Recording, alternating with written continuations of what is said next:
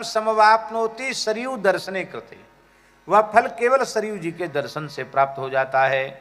प्रयागे यो नरो गत्वा मासद द्वादश कंबशेत तत्फलम संवाप्नोति सरयू दर्शने कृते। तीर्थराज प्रयाग में 12 महीना रहे और रोज तीन बार स्नान करे प्रयाग के त्रिवेणी के जल में, उसका जो पुण्य है वह एक बार केवल सरयू जी के दर्शन से प्राप्त हो जाता है।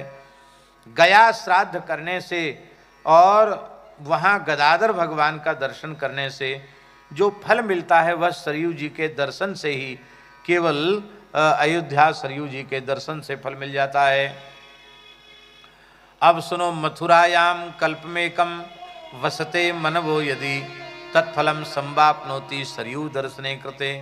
मथुरापुरी में कल्प पर्यंत निवास करने से जो फल मिलता है वह सरयू जी के दर्शन मात्र से मिल जाता है। जो गति वाराणसी में शरीर त्यागने से मिलती है वह गति सरयू जी में स्नान, एकादशी को सरयू स्नान कर ले तो वह गति उसको मिल जाएगी।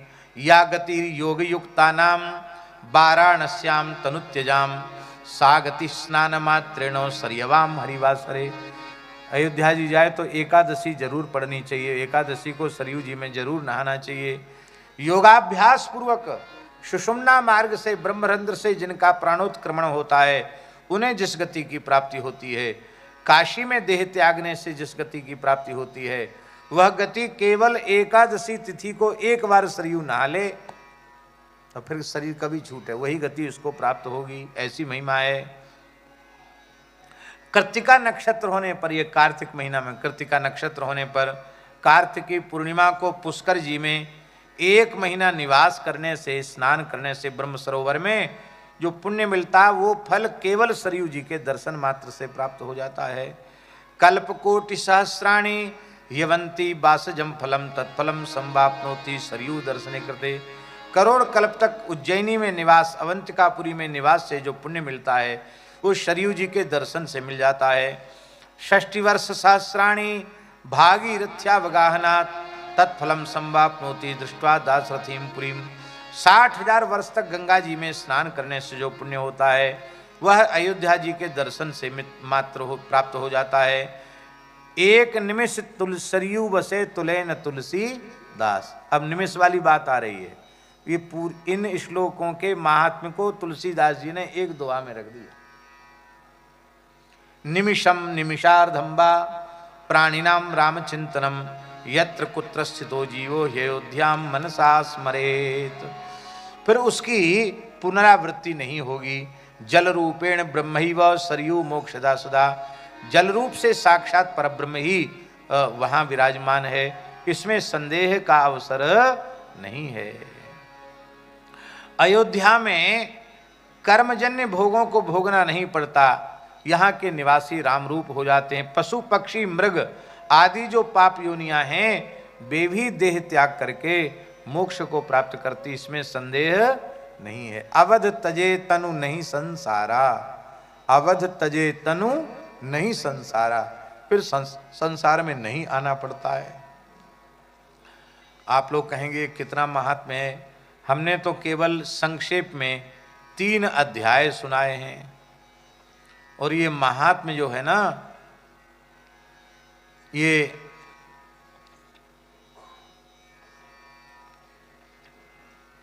30 अध्याय में है। कितने अध्याय में है? और हमने सुनाए कितने? 3। और 3 भी पूरे पूरे सब श्लोक नहीं बोले, केवल स्पर्श करते हुए हम चले हैं। 30 अध्याय। और फिर स्कंद पुराण में जो अयोध्या महात्म्य है वो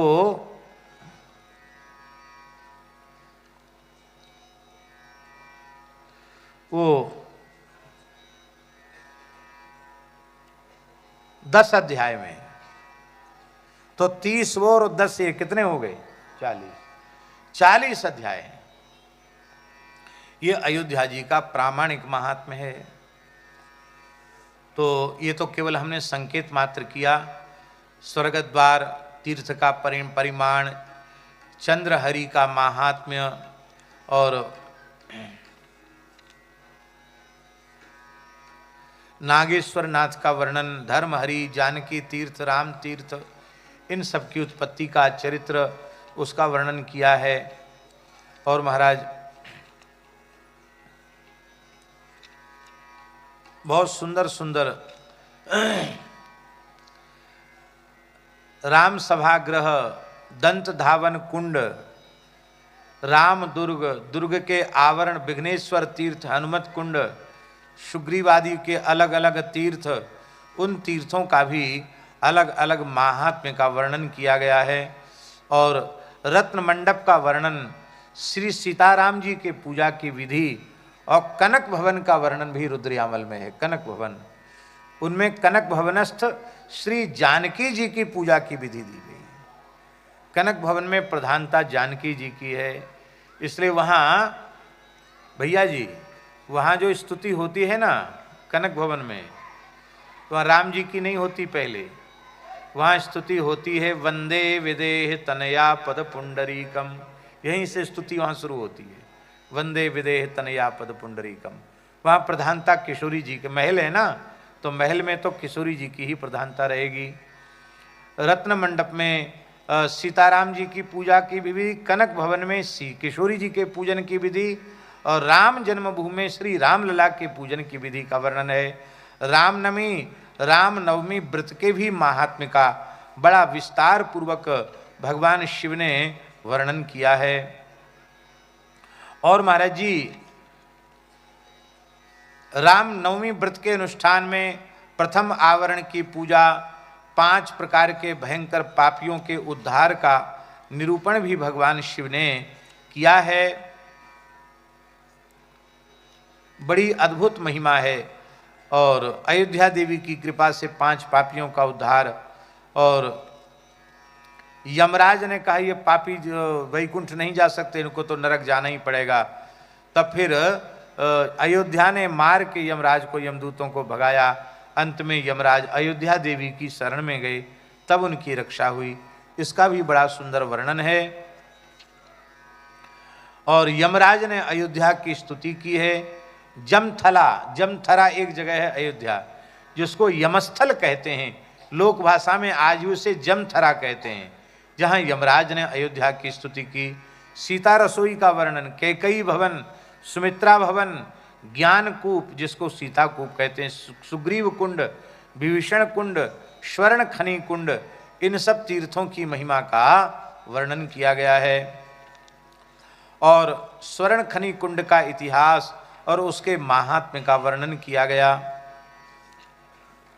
बोलो भक्तवत्सल भगवान की जय। यज्ञ वेदी का महात्म्य, अग्निकुंड का महात्म्य, तिलोद की गंगा का महात्म्य, अशोक वाटिका का महात्म्य, सीता कुंड का, महाविद्यापीठ का विद्या कुंड का महात्म्य, इन सब का बड़ा विस्तार पूर्वक वर्णन करके श्री शंकर भगवान ने पार्वती जी को सुनाया है। और खरजू कुंड, मणि पर्वत, गणेश कुंड, दशरथ कुंड, कौशल्या कुंड, सुमित्रा कुंड, भरत कुंड, दुर्भर महाभर कुंड, योगिनी कुंड, उर्वशी कुंड, इनके भी महात्म्य का विस्तार पूर्वक वर्णन किया गया है। इस प्रकार से अब हम कहाँ तक वर्णन करें, बहुत विस्तार से अयोध्या महात्म्य का वर्णन किया गया है। अब एक बात और सुन लो, जब श्री राम कृष्ण में भेद नहीं है, जब श्री राम कृष्ण में भेद नहीं है, तो अयोध्या में, अवध क्षेत्र में और ब्रज क्षेत्र में फिर भेद कहां से आया? फिर सरयू जी में, सरयू जी भी द्विभूत प्रेम है और श्री यमुना जी भी द्विभूत प्रेम है, तो यमुना जी में सरयू जी में भेद कहां से आया?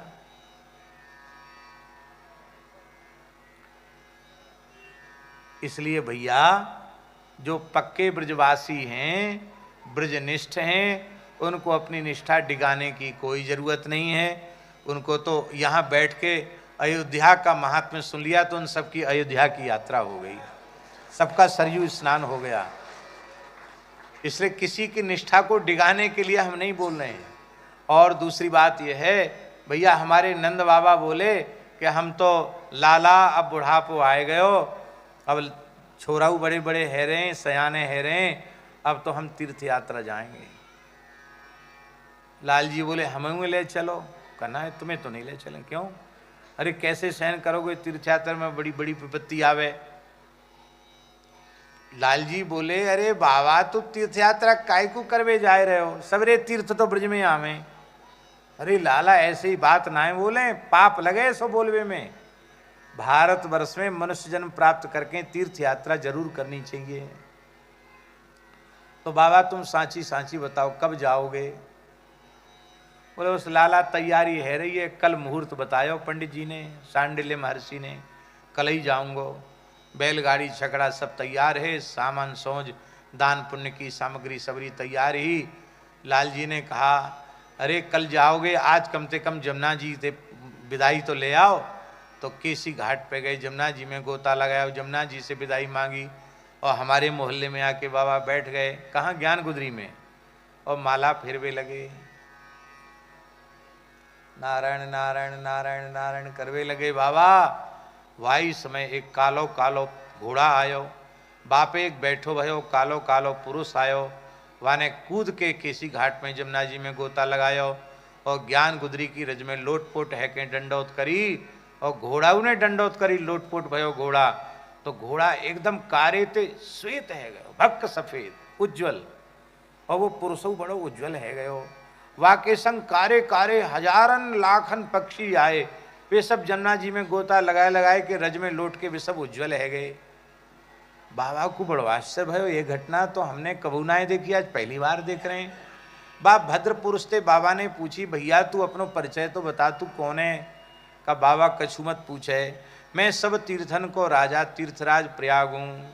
अच्छा ये पक्षी कौन? बोले ये सब धरती भर के तीर्थ हैं, ये लोग तीर्थ यात्रा कर में आवे, अपने पाप छोड़ के जावे।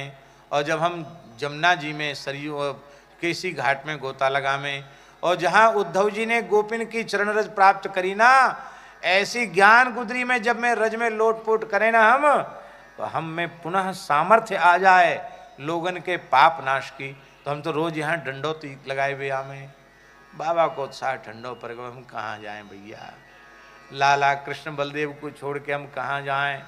बोलो तीर्थराज प्रयाग तो यहाँ डंडौती करवे आए रहे हो, कहाँ जाएं? अब यहीं आनंद है, मौज है। पर बाबा के और संगी साथी है नंद उपनंद आदि।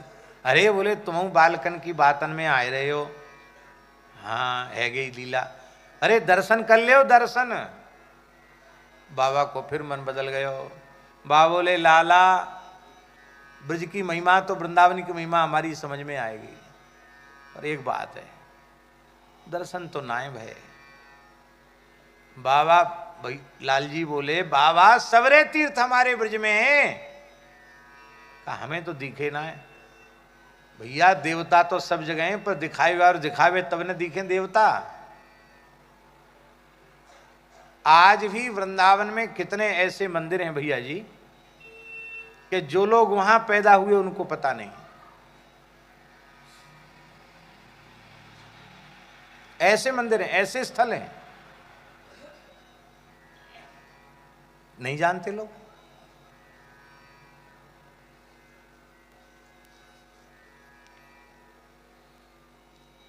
हमारे महाराज जी गुरुदेव भक्तमाली जी कहते कि वृंदावन में जाओ तो बस जमुना जी नहाए के फिर डोलवे लग जाओ, काऊ गली में चले हो, गली ते गली गली ते गली गली गली, और बोले थके जहाँ बैठ जाओगे वहीं तुम्हारी संसार की यात्रा पूरी, फिर भटकना नहीं पड़ेगा। महाराज जी कहते थे किसी गली में चले जाओ, घूमते घूमते भटक जाओ, रास्ता न मिले वहीं बैठ जाओ, तो समझ लो बस अब यात्रा पूरी हो गई, अब 84 के चक्कर में नहीं पड़ना पड़ेगा।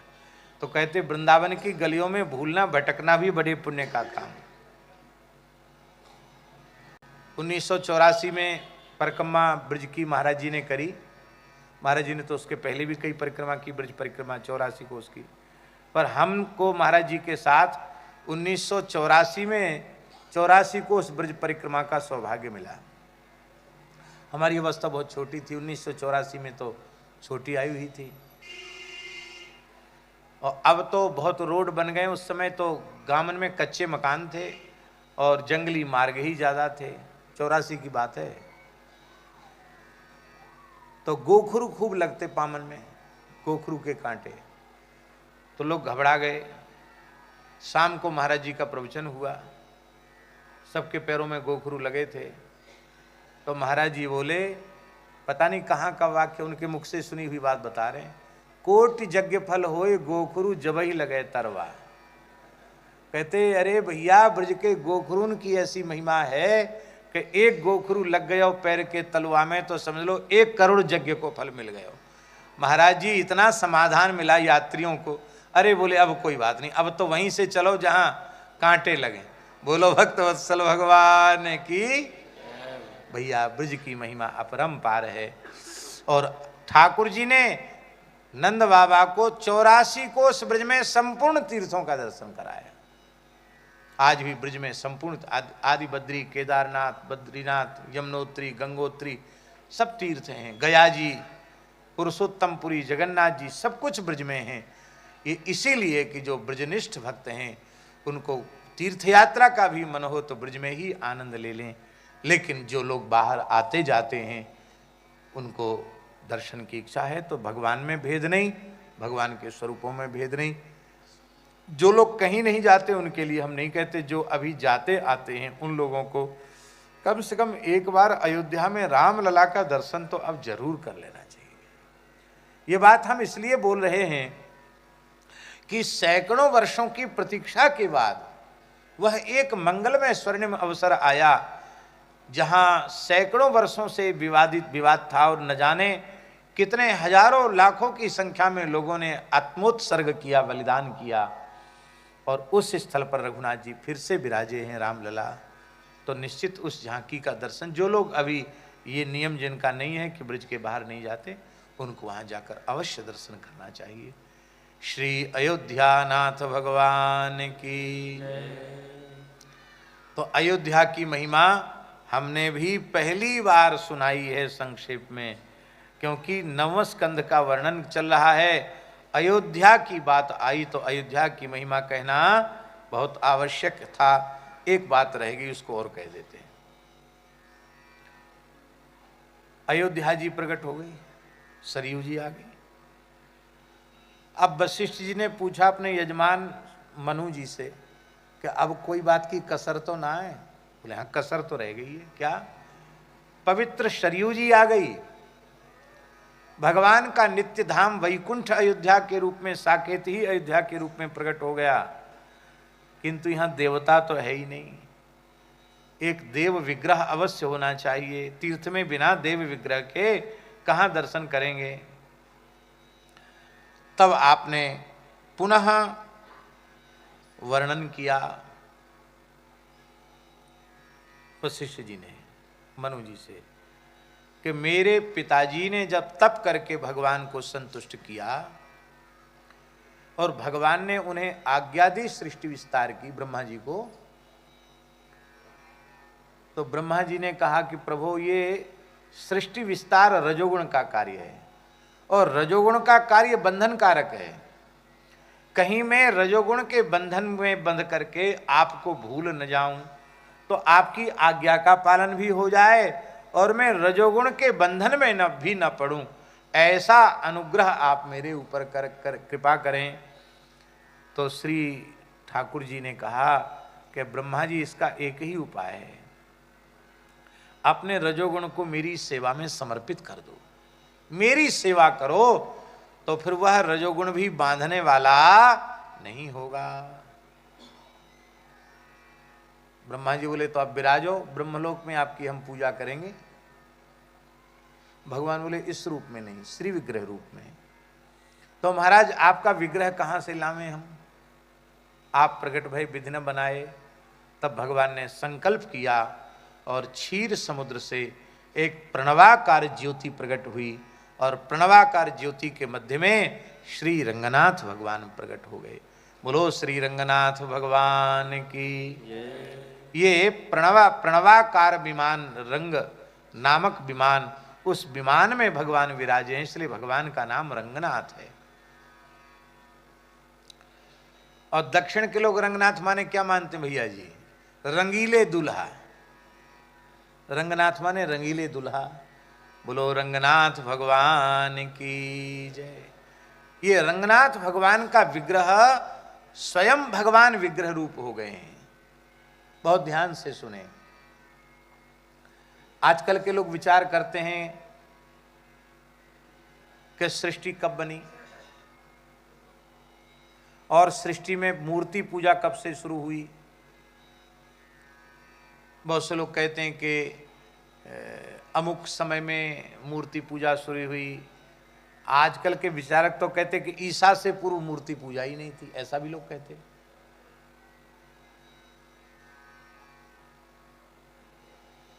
पर यह सिद्धांत सनातनियों का नहीं है। पुराण, धर्मशास्त्र, संहिताएं इसका प्रमाण है। सृष्टि पीछे बनी, भगवान के विग्रह रंगनाथ जी का प्राकट्य पहले हुआ। सृष्टि में सबसे पहले भगवान प्रकट हुए रंगनाथ भगवान। तो बोले मूर्ति पूजा का इतना प्रचलन कैसे हो गया। तुलसीदास जी ने इसका उत्तर दिया। तुलसीदास जी कवितावली में कहते हैं कि प्रहलाद जी ने जब से खम्ब से नृसिंह को प्रकट कर दिया तब ते पाहन पूजन लागे, तब से लोगों ने पाषाण प्रतिमाओं की पूजा की। भैया जब भक्त खंभे में जिसमें कोई आकार प्रकार नहीं है उसमें नृसिंह को प्रकट कर सकता है, तो जिनमें भगवान के मंगलमय स्वरूप को प्रकट किया गया है वहां भगवान का प्राकट्य क्यों नहीं हो सकता। श्रीमद् गोपाल भट्ट गोस्वामी पाद ने शालिग्राम शिला में ही श्री राधा रमण लाल जी को प्रकट कर दिया। भक्ति से भगवान का प्राकट्य होता है। और मूर्ति जो है ना वो हमारे सनातन धर्म की एक बहुत बड़ी विशेषता है। सनातन धर्म नहीं, विश्व के जितने मत पंथ धर्म हैं वो किसी न किसी रूप में मूर्ति पूजा करते हैं। कोई अग्नि के रूप में करता है, कोई जल के रूप में करता है, कोई सूर्य के रूप में करता है, तो कोई किसी एक विशेष इमारत के रूप में करता है। ये हमारी इबादत का स्थान है, उसमें भी एक आला, एक दिशा विशेष उसकी तरफ मुंह करके की जाती है। तो वो प्रतीक जो है, जो उपासना का प्रतीक है, उस प्रतीक को ही मूर्ति कहते हैं। हमारे सिख भाई वे ग्रंथ को ही भगवान का विग्रह मानकर, वांग में विग्रह मान करके गुरु ग्रंथ साहब की पूजा करते हैं। तो मूर्ति माने आकार विशेष नहीं, जहां कहीं जिस स्थल में आपने भगवत तत्व को स्वीकार करके पूजा की है वो मूर्ति हो गई।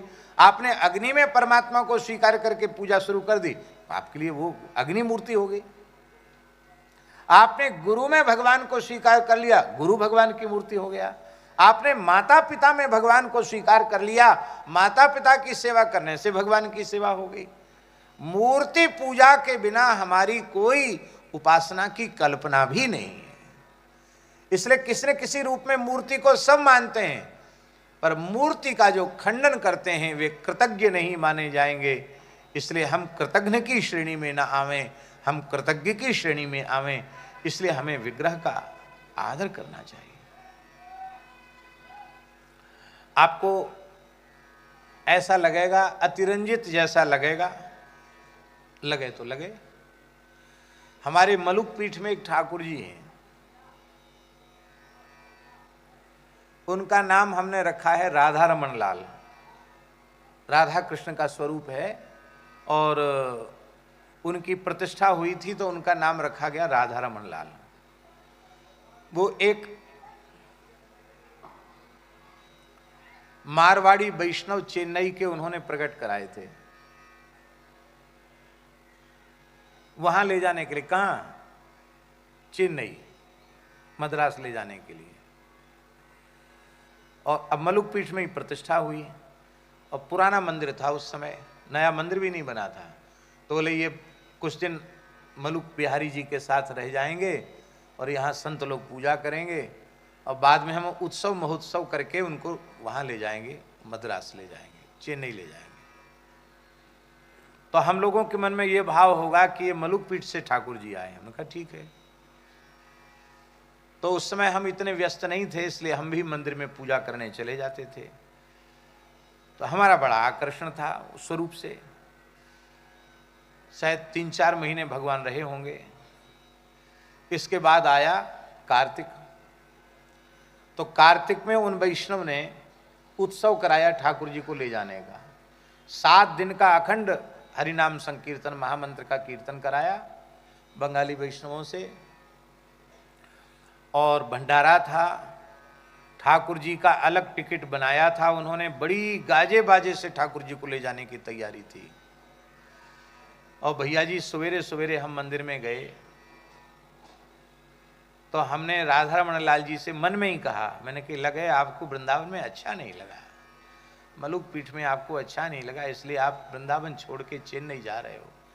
जाओ, चले जाओ भैया, जिस भक्त ने आपको प्रकट कराया है हम मना भी नहीं कर सकते, वो तो वहाँ तो आप जाओगे ही, चले जाओ, कोई बात नहीं। और आप चले जाओगे तो भी हम एक स्वरूप तो यहाँ आपके जैसे दूसरे पधराएंगे जरूर, ऐसे मन में भाव आया। और भंडारा हो गया, सारी तैयारी ले जाने की। राजभोग उत्सव आरती के बाद ठाकुर जी का जो संपुट वगैरह, खूब गद्दा तकिया लगा के सब तैयार। और जिन भक्त के यहाँ जाना था वो सामने बैठे थे, कीर्तन की पूर्णाहुति हुई और उन्होंने बहुत भाव विह्वल होके कहा, ठाकुर जी कह रहे हैं हम यहां से कहीं नहीं जाएंगे। 3 बार कहा, 3 बार कहा कि हमने फिर भी कहा नहीं, ले जाओ, आपकी तैयारी है।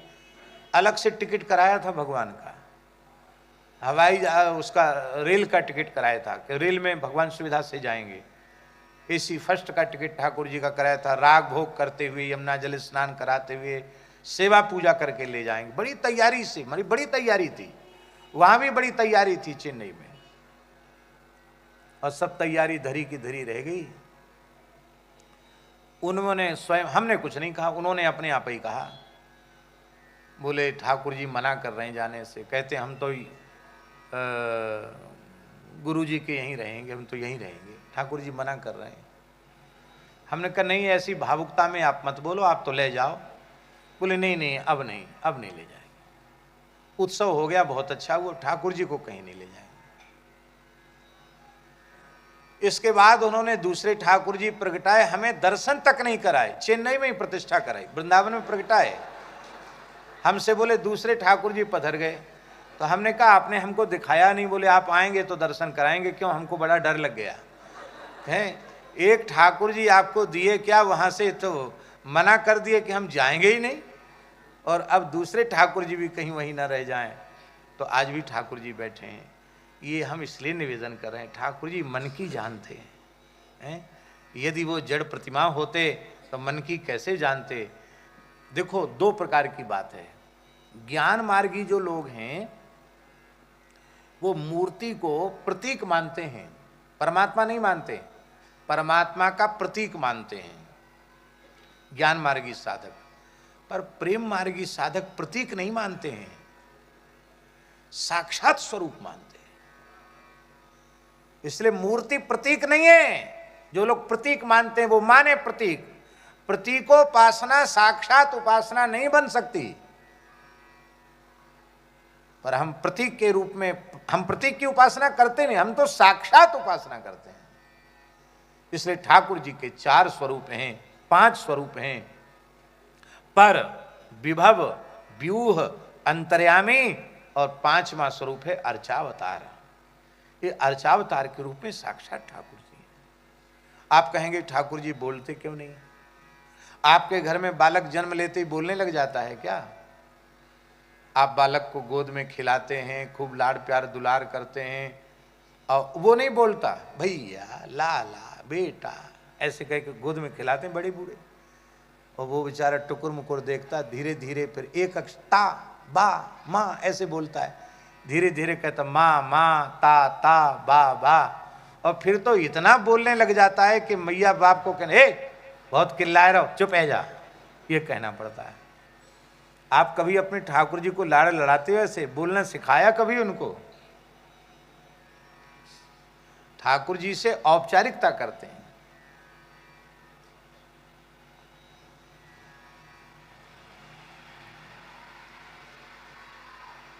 अब कहने नहीं चाहिए, कहने से कई बार हानि भी हो जाती है।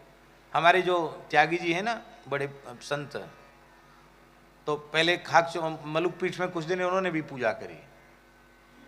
पुराना मंदिर था, पता नहीं कैसे गर्मी के समय में ठाकुर जी की सुराही गिर गई। गिरी तो मिट्टी की, तो फूट गई, पानी फैल गया। तो इनको क्या दिखा कि जो अपने देखा ना बड़े बड़े लाला हैं, दो बड़े बड़े लाल, खूब मलुक पुष्ट, तो दोनों लाल जी पानी फैला हुआ उसमें लौट रहे हैं और त्यागी जी से कह रहे हैं, त्यागी बाबा बहुत जोर की गर्मी लग रही हो, प्यासू लग रही है।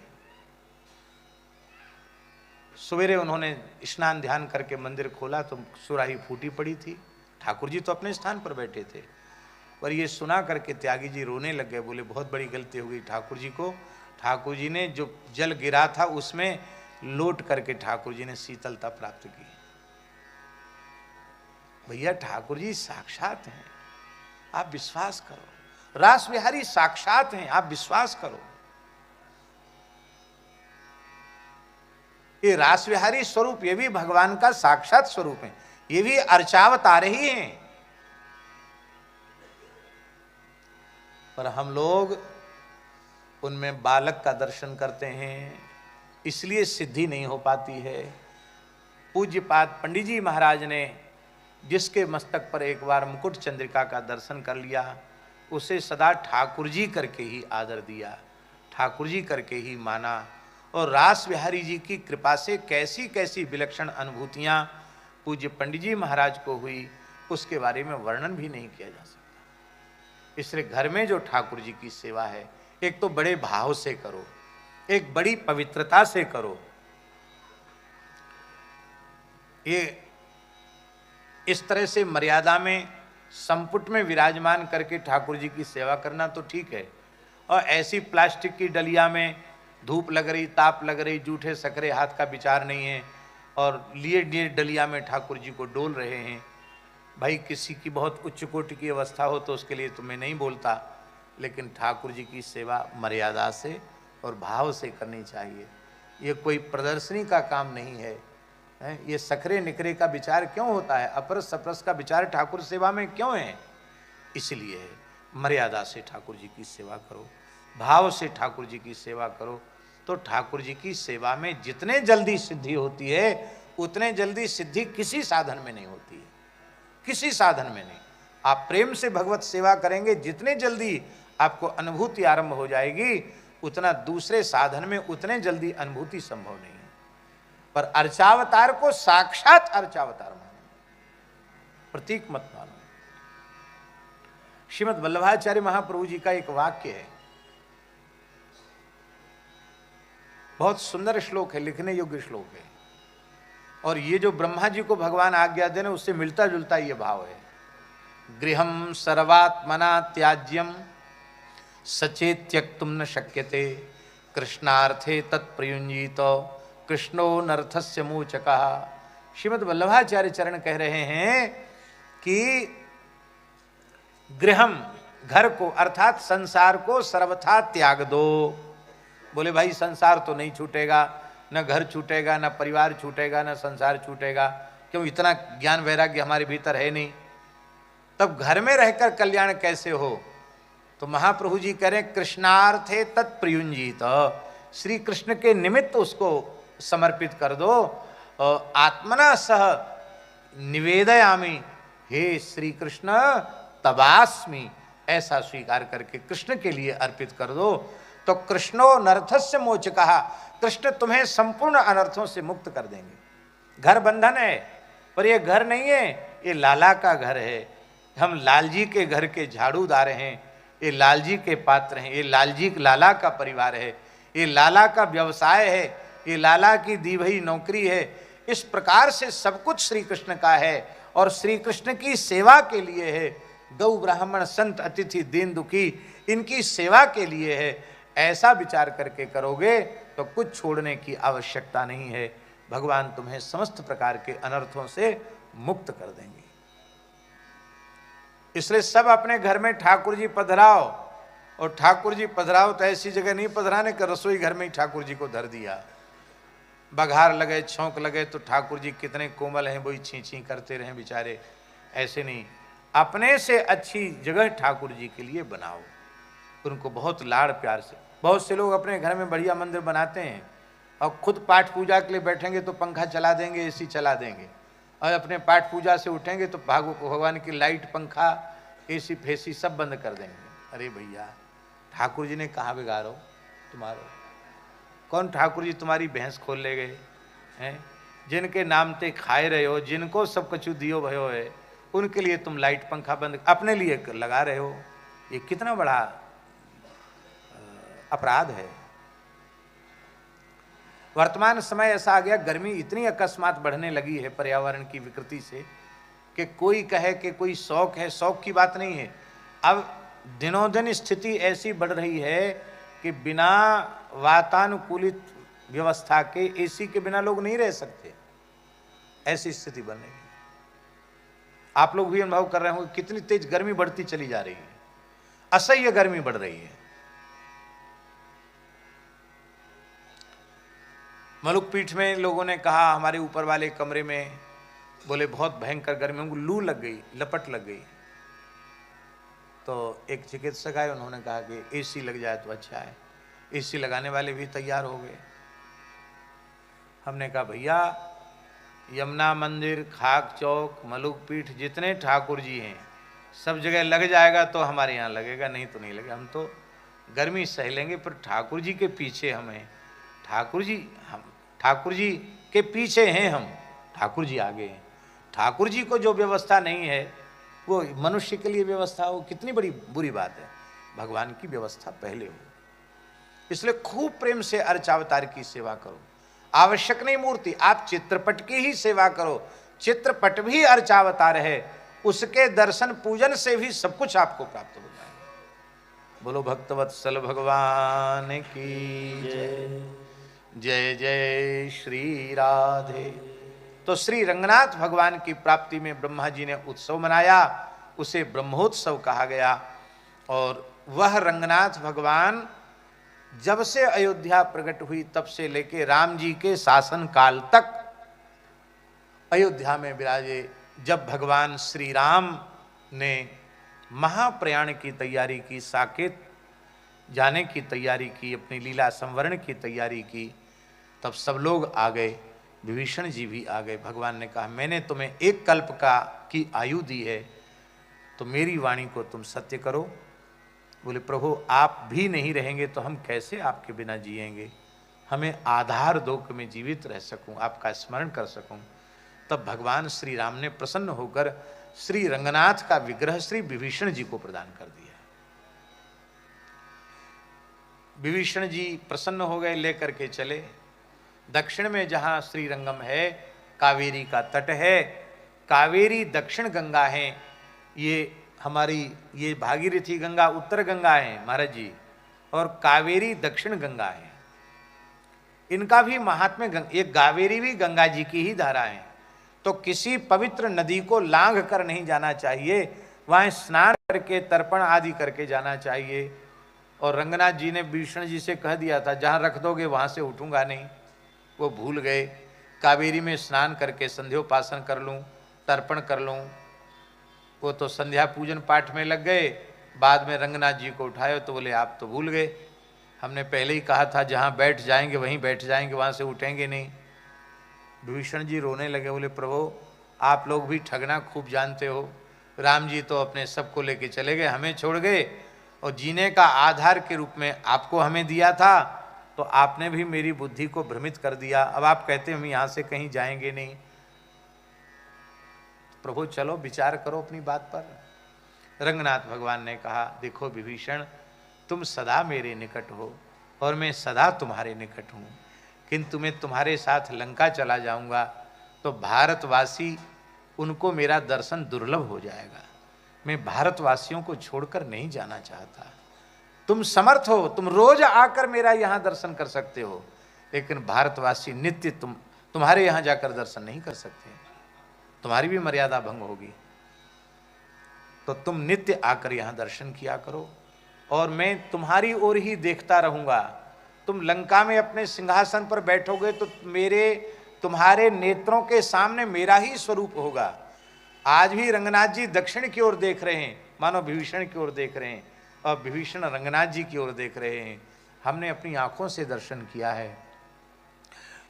प्रातःकाल जब रंगनाथ जी की मंगला होती है, सबके सामने ताला खुलता है, कपाट खुलते हैं, तो रंगनाथ जी के चरणों में हरी हरी तुलसी पुष्प और चंदन चढ़ा हुआ मिलता है। ताजा तुलसी चंदन पुष्प चढ़ा हुआ मिलता है।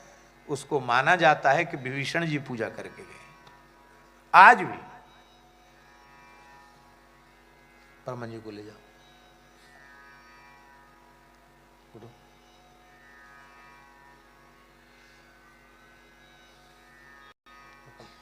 ले जाओ बाबा के यहाँ, ले जाओ बाबा की कुटिया में, ले जाओ बाबा की कुटिया, आराम से ले जाओ। जय जय श्री राधे। अब भैया बड़े बूढ़े संतन में यही धीरे धीरे सब अंतर्धान हो रहे हैं। हमारे महाराज जी के सबसे पुराने अब यही परमहंस जी ही बचे हैं। हम अनुमान लगाते हैं कि 90 से ऊपर की आयु परमहंस जी की होगी। और अब भी साधन में जैसी निष्ठा पहले थी वैसी भी आज भी ऐसी ही निष्ठा है। हम तो अपने को भाग्यशाली मानते हैं कि ऐसे संत का दर्शन हमें हो रहा है। ये सब जब से ब्रज में आए भैया जी गए नहीं। इसको कहते हैं धाम निष्ठा। अब वृद्धावस्था है तो बीच बीच में लवशंका की, इसलिए मन में बड़ी इच्छा थी यहाँ हर साल उत्सव में आते, पर इस बार बोले शरीर कमजोर है, बीच बीच में लवशंका जाना पड़ता है। तो लेकिन आज प्रार्थना की गई तो आज आ गए। शायद रुकेंगे कि चले जाएंगे? चले जाएंगे, चले जाएंगे हैं, रुकेंगे तब ठीक। श्री वृंदावन बिहारी लाल की जय, श्री अयोध्या धाम की जय। आज बढ़िया चर्चा हो गई। अब थोड़ी भागवत जी की चर्चा। आप लोग ज़्यादा घबराना नहीं, थोड़ी देर और कथा कहेंगे और फिर पूर्ण करेंगे। जिसको जाना आवश्यक हो वो जा भी सकते हैं, अपने कोई बंधन नहीं है। पर थोड़ी ये जो कहा ये भी भागवत जी की ही चर्चा थी, क्योंकि अयोध्या का वर्णन है तो अयोध्या सरयू इनकी महिमा कुछ कही सुनी गई। ये हम सबका सौभाग्य ही है। श्री शुक उवाच शर्यातिर्मानवो राजा ब्रह्मिष्ठ सबभूव यो वा अंगिरशाम सत्रे द्वितीय ऊचिवान। सुखदेव जी वर्णन कर रहे हैं कि मनुपुत्र शर्याति वेदों के बड़े विलक्षण विद्वान थे। अंगिरा गोत्र के ऋषि सदेह स्वर्ग जाने के लिए यज्ञ कर रहे थे और बहुत लंबे समय से यज्ञ कर्म में लगे थे, पर वे स्वर्ग नहीं जा पाते थे। संकल्प कर रहे हैं सदेह स्वर्ग जाने का, नहीं जा सकते। तब शर्याति उन अंगिरा गोत्री ब्राह्मणों के निकट पहुंचे और द्वितीय दिन के मंत्रों में उनको कुछ भ्रम हो रहा था, भूल हो रही थी। दूसरे दिन के मंत्रों को बताया, विधि को बताया, और उन ब्राह्मणों ने जब उस न्यूनता को पूर्ण कर लिया, दूसरे दिन के की विधि ठीक से संपन्न हो गई, तो उस यज्ञ में वे ऋषि सदेह स्वर्ग चले गए।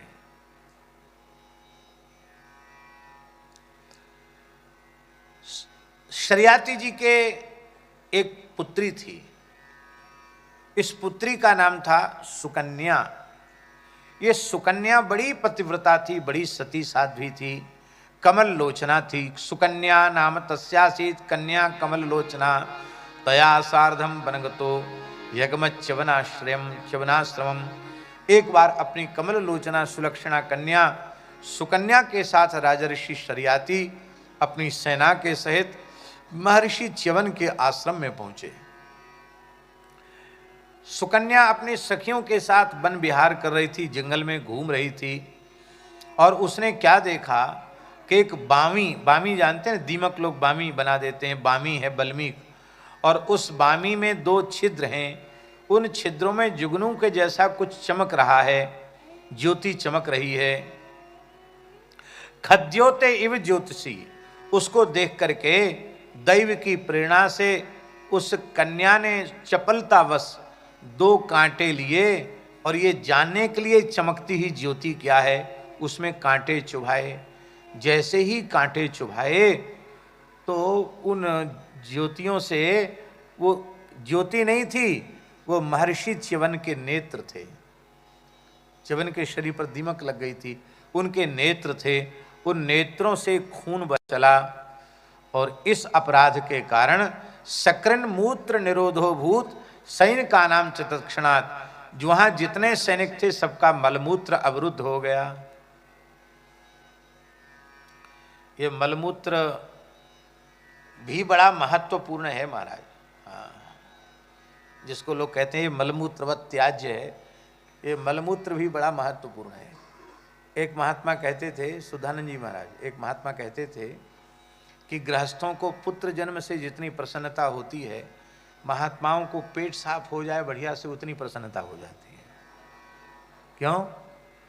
पेट साफ ठीक से न हो तो फिर माला फेरने में मन नहीं लगता, जमाई आती है, फिर लगता लेट जाओ, तो ये भजन में बड़ा बाधक है।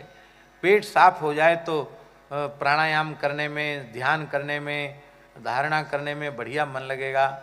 तो गृहस्थियों को बेटा होने से जितनी खुशी होती है, साधकों को तो पेट साफ हो जाए उससे उतनी प्रसन्नता हो जाती है। तो मलमूत्र अवरुद्ध हो गए, सब बीमार पड़ गए। तब उन्होंने अपने सैनिकों से कहा कि ये महर्षि च्यवन का आश्रम है, कहीं कोई आश्रम के प्रति अमर्यादा तो नहीं हो गई? लगता है किसी ने आश्रम को दूषित कर दिया है।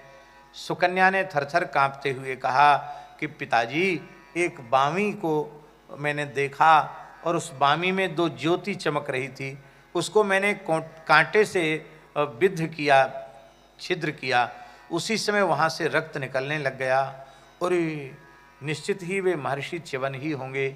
सरयाती ने जाकर महर्षि च्यवन को प्रणाम किया और कहा कि भगवान, मेरी बेटी ने अनजाने में यह अपराध किया है, आप क्षमा करें। सबके मलमूत्रावरोध हो गया आपके अपराध के कारण। तो श्री च्यवन महर्षि ने कहा, यहाँ च्यवन महर्षि ने कहा कि राजन, आपकी पुत्री ने मुझे अंधा बना दिया, अब मैं अपना क्रियाकलाप कैसे करूंगा? मैं यहाँ एकांत निर्जन वन में तप कर रहा था और तुम्हारी बेटी ने हमारी आंख फोड़ दी, मैं अंधा हो गया, तो मेरा निर्वाह कैसे होगा? धन्य है सरयाती।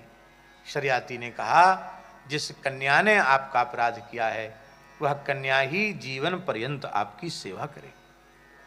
एकमात्र राजकुमारी थी, अयोध्या के चक्रवर्ती राजा थे सरयाती। महर्षि ने कहा कि मैं आपकी कन्या को सेवा में स्वीकार नहीं कर सकता। क्यों? तपस्वी को किसी भी स्त्री देह से सेवा ग्रहण करने की आज्ञा नहीं है। हाँ, यदि वह तपस्वी ऋषि गृहस्थ धर्म का पालन करने वाला है तो अपनी पत्नी से सेवा ले सकता है, अन्य किसी स्त्री से नहीं है। तो च्यवन जी कोई विरक्त महात्मा तो थे नहीं, सन्यासी तो थे नहीं, गृहस्थाश्रम में प्रवेश की इच्छा उनकी थी, वे ऋषि ही थे। तब सरयाती ने विधि पूर्वक अपनी कन्या का विवाह च्यवन जी के साथ कर दिया। भैया जी, बात तो बहुत सामान्य है लेकिन बहुत ही गंभीर बात है ये। माताओं से मेरी हाथ जोड़कर प्रार्थना है, वैदिक सनातन धर्म की उत्कृष्ट मर्यादा यही है कि माताओं को शरीर की सेवा केवल और केवल अपने पति की ही करनी चाहिए, बाकी पति के अतिरिक्त किसी के भी शरीर की सेवा नहीं करनी चाहिए। मेरी बड़ी विनम्र प्रार्थना है, भले ही कोई निर्विकार जीवन मुक्त सिद्ध महात्मा ही क्यों न हो, भगवत प्राप्त ही क्यों न हो, किंतु लोक मर्यादा बनाने के लिए उनका भी यह कर्तव्य है कि वे साक्षात किसी स्त्री से अपने शरीर की सेवा न लें। भले उनको कोई खतरा न हो तो भी जो आदर्श है, मर्यादा है, वो विकृत होती है। अब ये परंपरा चल पड़ी है।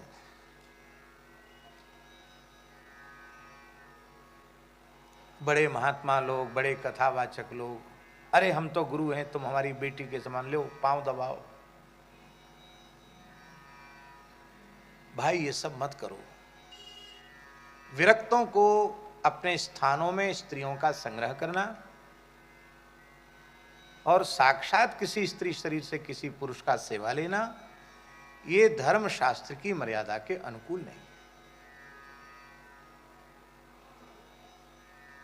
बहुत ध्यान से सुने, वाल्मीकि रामायण में सबरी के लिए कहा गया श्रमणाम धर्म निपुणाम अभिगच्छेति राघव। धर्म निपुणाम श्रमणाम सबरीम अभिगच्छ। परम धर्म के आचरण में जो अत्यंत निपुणा है, ऐसी श्रमणा, श्रमणा माने सन्यासिनीम साध्वीम शबरीम अभिगच्छ। ये सवर जाति के ऐसा हीन भावना लेके राम जी से कहा मत जाना, श्रद्धा भाव पूर्वक जाना। वो महान सिद्धा है, महान तपस्विनी है, बड़ी श्रद्धा से उसके निकट जाना। और राम जी सबरी के आश्रम में श्रद्धा पूर्वक गए। राम जी मतंग शबरी ऋषियों की सेवा करती है। क्या सेवा करती है? झाड़ू बुहारू लगा देती है, उनके मार्ग को बुहार देती है, कांटे कंकड़ पत्थर बीन देती है, कंद फूल फल ला करके रख देती है, समिधा ला करके रख देती, लकड़ी ईंधन ला करके, कंडा लकड़ी बीन करके रात में रख देती है। लेकिन वह सबरी किसी भी पुरुष मात्र के शरीर की प्रत्यक्ष सेवा करती नहीं है। इस तरह से सेवा करना तो ठीक है।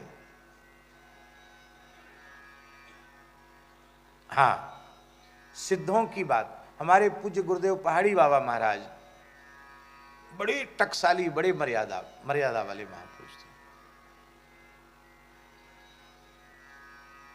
बहुत मर्यादा थी। साधुता की जैसी खरी मर्यादा उनमें देखने को मिलती थी, ऐसी कम जगह देखने को मिलती है। एक मास्टर जी, एक ब्रज के गांव के एक ब्राह्मण की बच्ची को प्रेत का उपद्रव हो गया, बड़ा भारी। जमुनापल्ली पार के गांव के ब्रजवासी की एक लड़की को ब्रह्म राक्षस का, प्रेत का भारी उपद्रव हो गया। अच्छी पढ़ी लिखी लड़की, एमएससी पढ़ी हुई लड़की, और वो कपड़े फाड़ देती, बर्तन फोड़ देती, जाने क्या बड़ा उपद्रव करती वो लड़की। तो बेचारे मैया बाप तो सब कुछ करावे, झाड़ फूक जो सब कराए, तो आराम नहीं मिला। वो आकर के खाक चौक में महाराज जी के पास रोने लगे।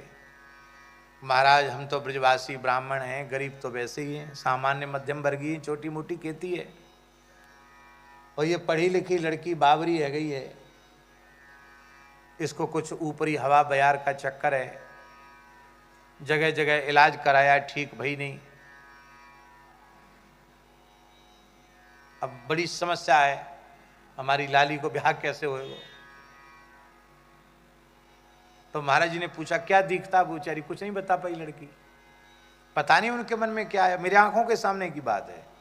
ऐसी खाली तखत पे बैठे रहते थे, तो अपना आसन से बैठे थे, अपना पैर ऐसे फैलाया, ए छोरी ले पाम दबा। जबकि स्त्री की क्या चले, किसी पुरुष से भी वो स्पर्श नहीं कर, किसी से छुआते नहीं थे। पता नहीं उनकी क्या इच्छा हुई। खाक चौक में नीम के नीचे बैठे थे, अपने पैर फैला, ए छोरी ले पाम पिराए रहो, पाम दबा, ए पंजा दबाइयो, पंजा चरण तलवा, ऐसे वाले दबाए, वाह बहुत अच्छे, जोर को बजे, ले आधी सेवा ना करें, पूरी सेवा करें। दूसरा पैर और फैला दिया, मुश्किल से आधा मिनट दबाया और पैर खींच लिए, और हंस करके बोलते हैं, अब भूत का बाप भी तेरी ओर नहीं देख सकता। क्यों? संत सेवा करने वाले का बाल बांका कोई नहीं कर सकता। और सदा सर्वदा के लिए बाधा चली गई, आधे मिनट सेवा नहीं ले हुई। तो ये सिद्धों की लीला है, लेकिन वे भी बहुत मर्यादित रहते थे। तो ये मर्यादा हमारे, देखो हम लोगों को भगवान ने जो, ऋषियों ने जो मर्यादाएं बनाई हैं, उन मर्यादाओं का हमें पालन करना चाहिए। इससे अपना भला है, राष्ट्र का भला है, समाज का भला है। श्रद्धेय स्वामी श्री रामसुखदास जी महाराज मर्यादा का कितना पालन करते थे। पूज्य श्री पंडित जी महाराज कितना मर्यादा का पालन करते थे। पूज्य बाबा श्री ठाकुरदास जी महाराज कितनी मर्यादा, उनके भीतर कोई विकार था क्या? परम निर्विकार महापुरुष। लेकिन जीवन पर्यंत पूज्य बाबा ठाकुरदास जी महाराज ने, पंडित जी महाराज ने जो विरक्त संतों की मर्यादा है, उस मर्यादा का जीवन की अंतिम श्वास तक पालन किया। किसके लिए किया? हम लोगों को सिखाने के लिए। नहीं तो हम आज कचरे लोग बढ़िया बात तो कुछ लेंगे नहीं और उठ पटांग शिक्षा और ले लेंगे। कह रहे हाँ सब चलता है, तो बड़े लोग करते हैं, सेवा कराते हैं, तो हम करा ले में।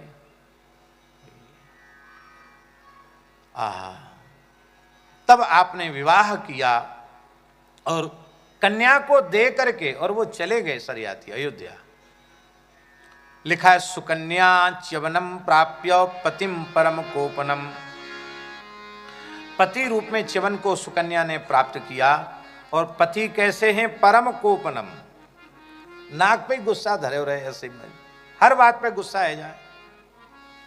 पर ऐसे पति की भी, क्रोध मूर्ति पति की भी सुकन्या ने प्रमाद रहित होकर के सेवा की।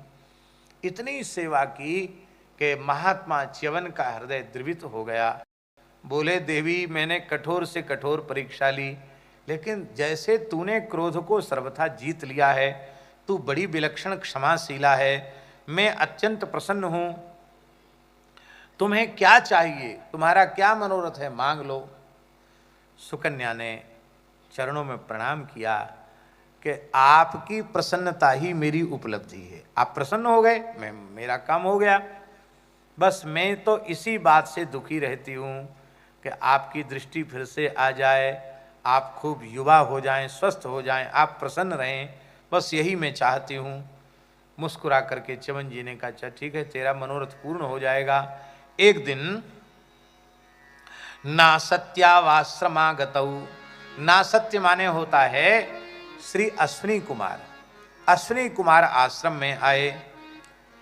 सुकन्या ने अश्विनी कुमारों का पूजन किया और अश्विनी कुमारों ने कहा कि हे महर्षि, आप समर्थ पुरुष हैं, आप हमें यज्ञ में सोमपान का अधिकार दीजिए, दिलवाइए। च्यवन जी ने कहा बिल्कुल ठीक है, हम दिलवा देंगे तुमको। अश्विनी कुमारों को इंद्र सोमपान नहीं करने देते, क्यों जानते हो? कहते तुम वैद्य हो, हमारी पंक्ति में बैठकर सोमपान के अधिकारी नहीं हो।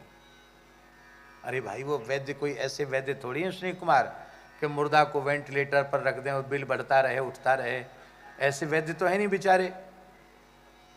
उन्होंने कहा भैया चिकित्सा करना रोगी की, ये तो बुरा काम थोड़ी, अच्छा काम है। वैद्य क्या इतना निकृष्ट होता कि आपकी पंक्ति में नहीं बैठ सकता? नहीं, तुम वैद्य हो, अलग बैठो, तुमको सोमपान का अधिकार नहीं। आप हमें सोमपान का अधिकारी बनाओ। सोमपान माने क्या होता है ये भी समझ लो। एक सोम नाम की लता होती है। क्या होती है? लता।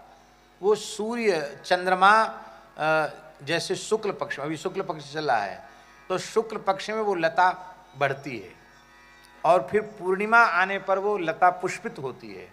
उस समय उस लता का वो दिव्य लता होती है, सोम लता। उस लता का पूजन करके, मंत्रों से आमंत्रित करके उसको जड़मूल से उसको निकाला जाता है लता को, और उस लता को यज्ञीय औषधियों को मिलाकर उसका रस निकाला जाता है और उसका रस देवताओं को पान के लिए दिया जाता है। उसको कहते हैं सोम रस। आजकल बड़ी विडंबना है, लोग कहते हैं कि पहले देवता भी तो सोमपान करते थे। ले साहब, मद्यपान को सोमपान को एक ही बता देते हैं। अरे भाई, मद्यपान अलग चीज है और सोमपान अलग वस्तु है। यो यज्ञ की एक दिव्य औषधि है।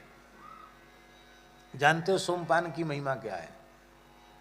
सोमपान का एक बिंदु देवताओं को देने के बाद यजमान आग्रहण करता है, सूंघता है उसको, एक बूंद श्रौत यज्ञ में, उससे 100 वर्ष तक उसके शरीर में झुर्रियां नहीं पड़ती, उसके दांत नहीं गिरते, उसकी नेत्र ज्योति नहीं जाती है। यह है सोमरस।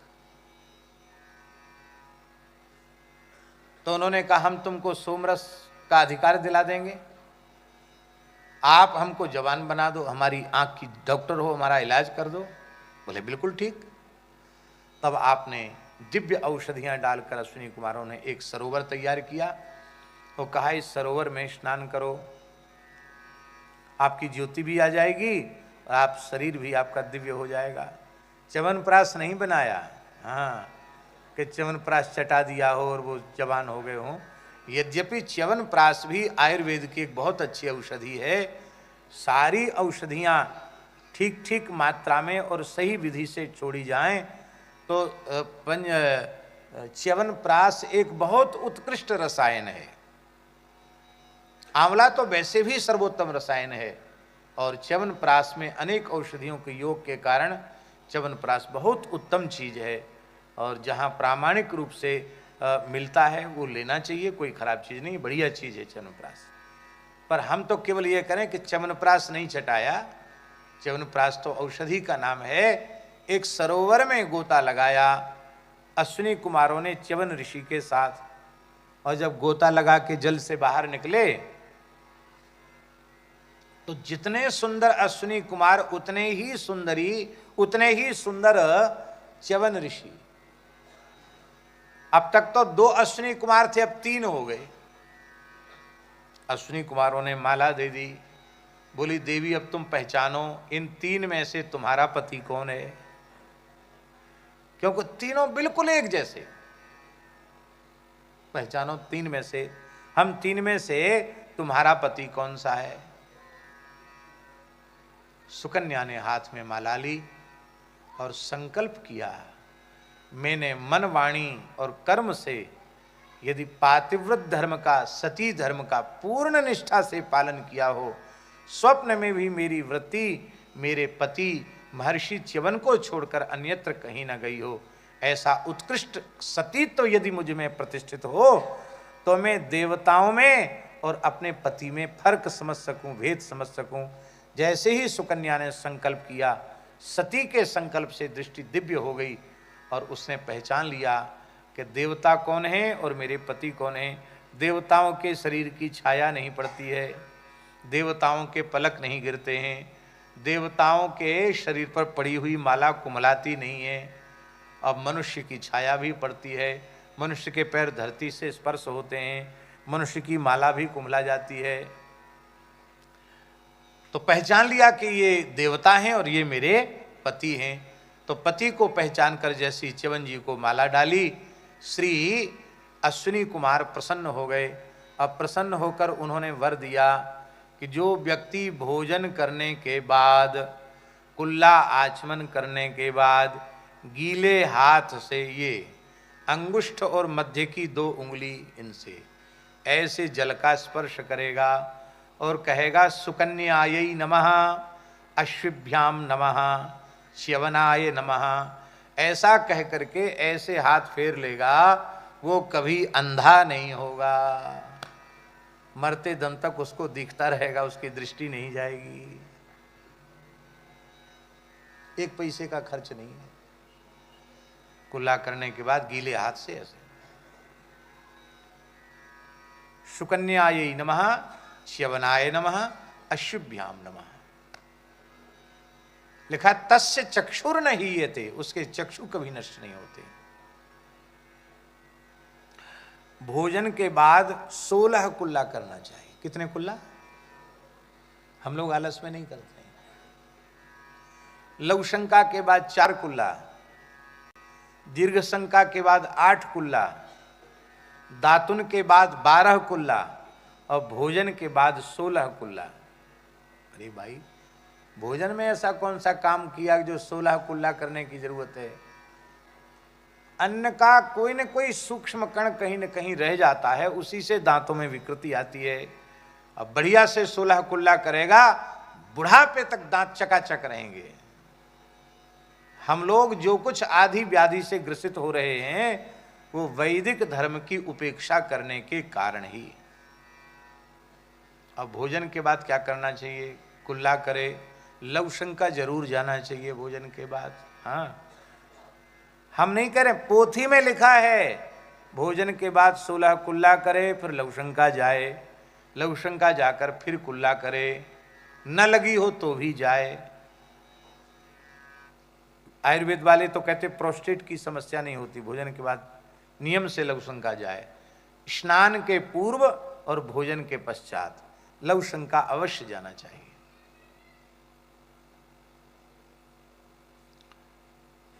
अब फिर लवशंका होके आवे, स्वामी जी भोजन करके कुल्ला करे, नेत्र स्पर्श करे, जल से इधर स्पर्श करे और फिर गीले हाथ से अपने पेट पर गीला हाथ फेरे, वो भी लाभकारी है। गीला हाथ करके पेट पर फूले, जैसे पोता लगाते ना, चौका लगाते, ऐसे पेट पे एक बार हाथ फिरावे।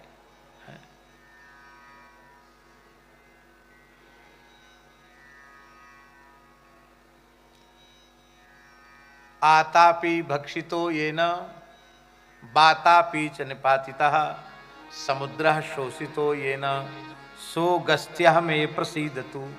अगस्त्य जी प्रसन्न हो।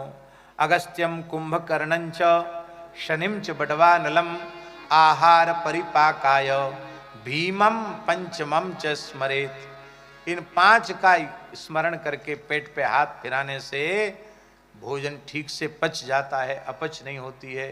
बोलो भक्त वत्सल भगवान की। अब हम लोगों को फुर्सत ही नहीं है, खाए पिए भागे दौड़े तो सब चक्कर होता है। हाँ, अब इस मंत्र का वैसा प्रयोग नहीं करना कि आप 4 ही लड्डू खा सकते हो और 12 लड्डू खा जाओ फिर कहो कि हाथ फेरने से ठीक हो जाएगा। भैया सामर्थ्य के अनुसार ही भोजन करो। हाँ, फिर ऐसे उटपटांग कामों में मंत्र का प्रयोग मत करना। बोलो भक्तवत्सल भगवान की जय। पाने वाले एक से एक होते हैं। हरे राम बाबा तो देखे ना आपने, राधाचरण भगत जी महाराज जी के संग रहते ना हरे राम बाबा, यहाँ बाबा के पास भी आते थे। इनको तो पता होगा पूरन भगत जी को। हरे राम बाबा बड़े विचित्र महात्मा, सिद्ध महात्मा थे, वो भी थे विचित्र, तोतले बोलते थे।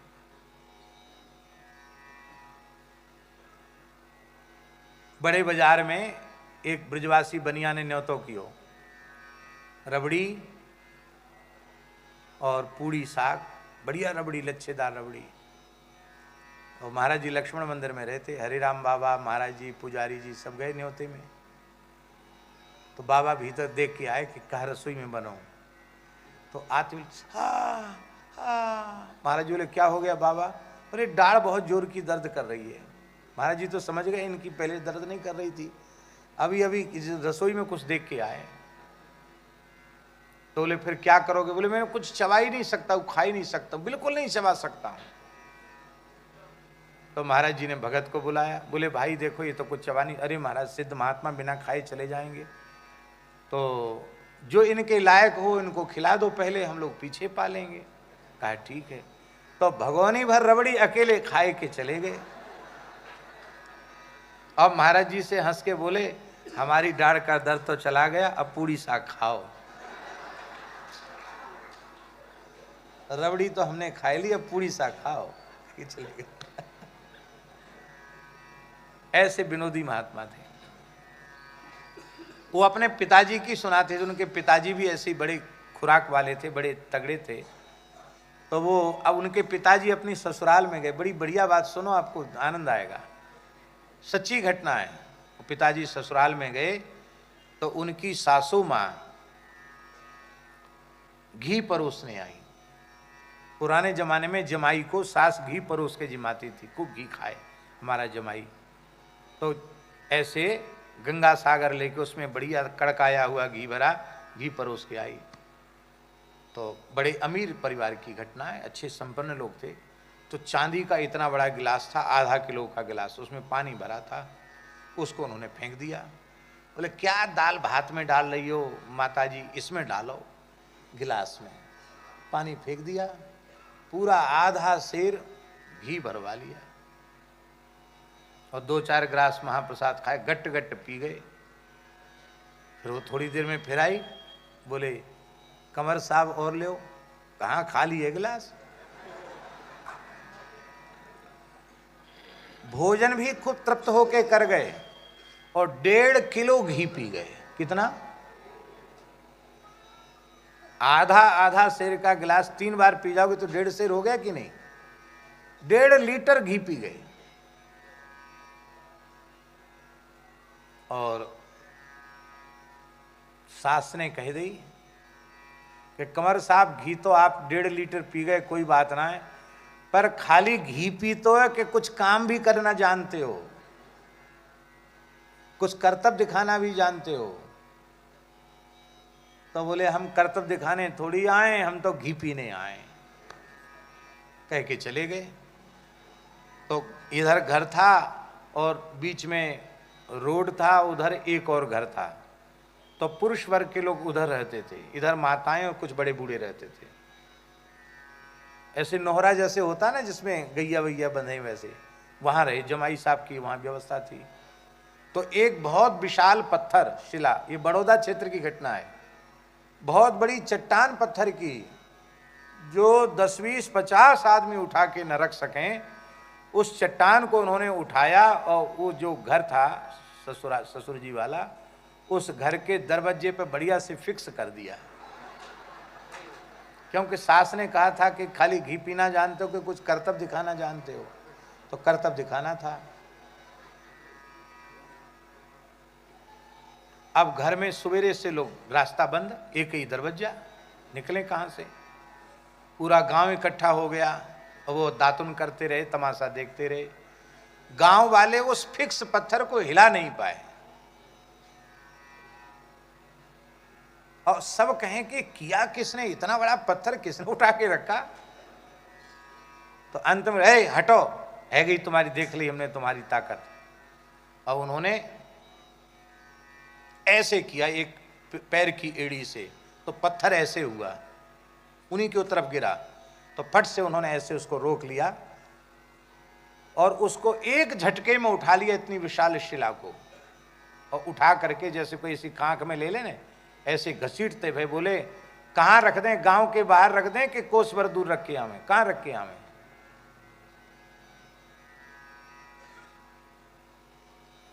बोले जहां से उठाई है वहीं धर दो महाराज। पर उन्होंने उठाकर उससे भी कम से कम 25 कदम दूर रखी। बोले वहीं रखने नहीं, तो ताकत दिखाना तो दिखाना ही है। 20-25 कदम दूर रखी। बाबा कहते थे कि आज भी चटेल रखी भैया, चट्टान रखी भैया, कोई उठाए ना पायो। और सासू माँ बोली कि अब तो घीते नहाओगे ना, तुम घीते नहवाऊंगी तुम्हें। हाँ, पीवे की बात छोड़ दो, तुम कहोगे मैं घीते नहाऊंगा, तो लोग महाराज घीते नहाना। ऐसी शक्ति पुराने लोगों में हुआ करती थी।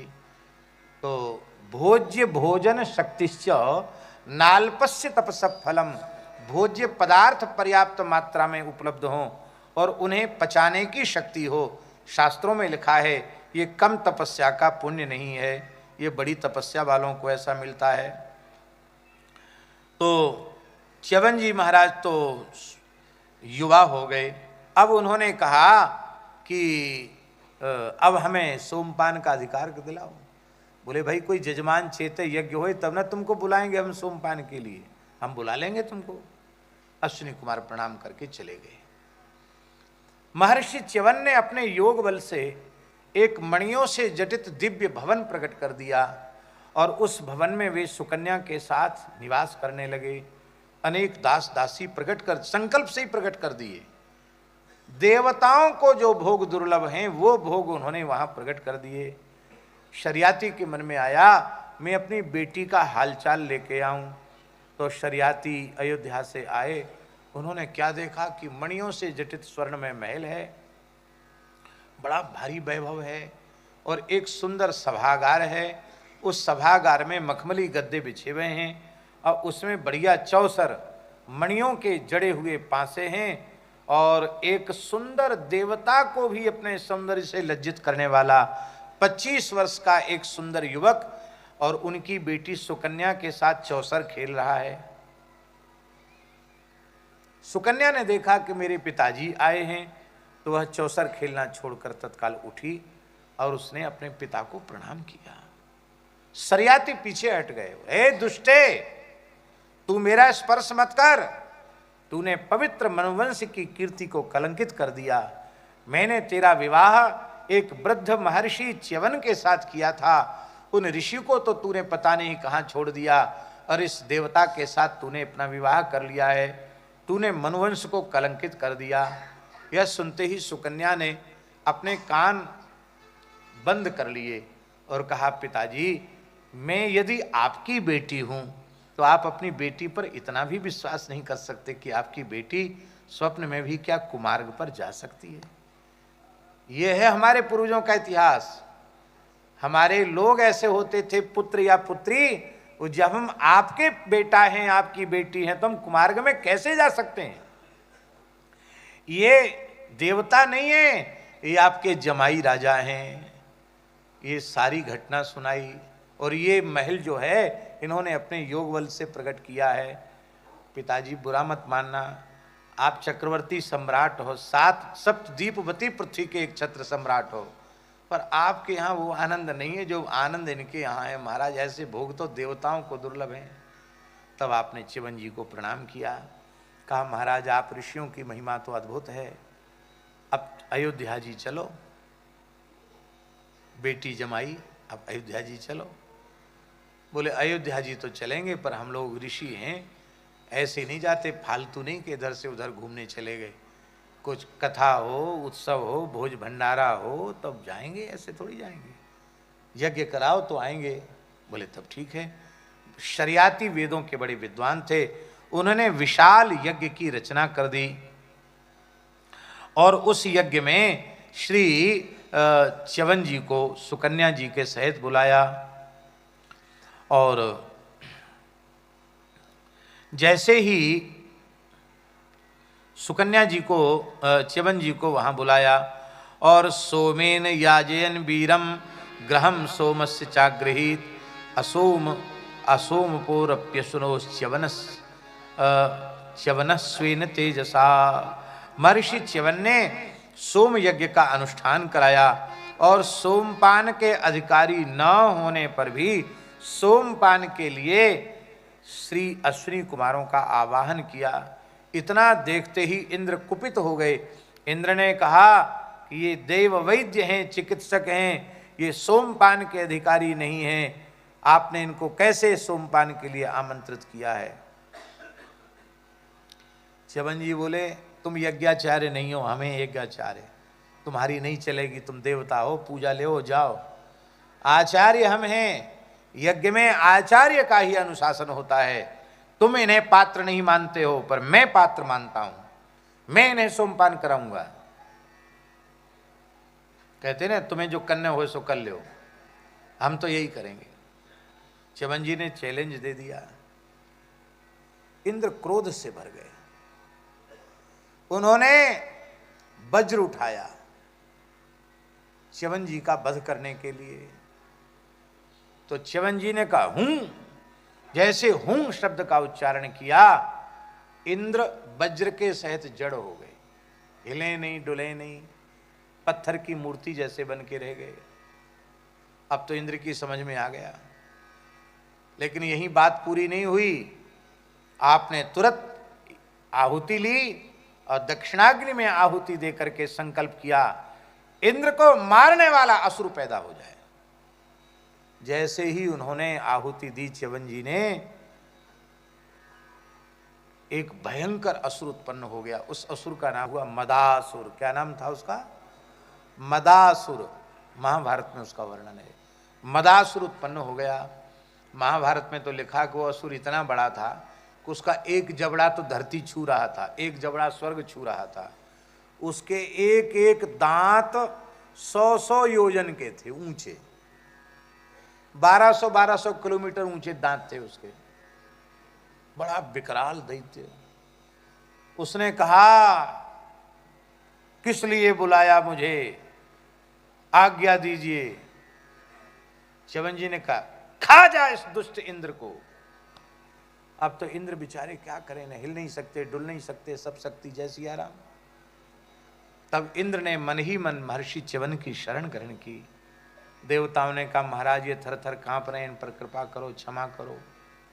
बोले इसे सोमपान का अधिकार दो, अब ये अपने नहीं चलाएंगे, अश्विनी कुमारों को आज से सोमपान करने का अधिकार होगा।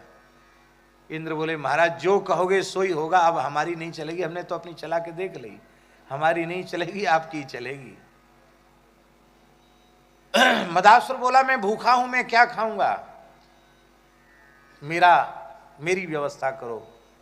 तब उस मदासुर के 4 भाग कर दिए च्यवन ऋषि ने और उसको अलग अलग दे दिया। वह मद युवावस्था में भी दे दिया, इसलिए युवावस्था में भी व्यक्ति असुरी जैसा हो जाता है। मदासुर युवा जवानी का मद, वही है मदासुर। और हाथी में मद दे दिया, हाथी में जो मद छूता है। एक अंश उसका प्रमदाओं को दे दिया, प्रमदा माने स्त्रियों को। और एक अंश उसका वर्षा काल में नदियों को दे दिया। इसलिए मदवती होती हैं नदियां वर्षा काल में। आपको खूब तैरना आता हो तो भी वर्षा काल में नदियों में छलांग नहीं लगाना चाहिए। प्रायः तैरने वाले ही डूबते हैं, बिना तैरने वाले नहीं डूबते हैं, तैरने वाले ही डूबते हैं।